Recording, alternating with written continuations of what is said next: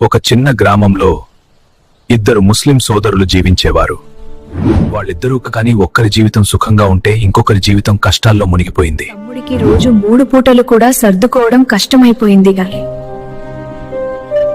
పెద్దన్న తమ్ముడి కష్టాన్ని చూసి తన మనసులో ఒక నిర్ణయం తీసుకున్నాడు. తన ఆవును బహుమతిగా ఇవ్వాలని.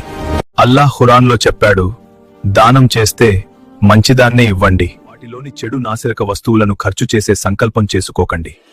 స్వయంగా మీరు తీసుకోరు కదా. అల్లాహ్ కోసం నీకు ఈ ఉత్తమమైన ఆవుని నీ కష్టాలు దూరం అవ్వాలని అల్లాహ్తో దువా చేస్తున్నాను. మంచి ఆలోచిస్తే మంచినే చేస్తే అల్లాహ్ నీకోసం ఉపాధి తలుపులు తెరిచివేస్తాడు. అల్లాహ్ ఒక మంచి పనికి 10 రెట్లు కాదు, అపారంగా తిరిగిస్తాడు.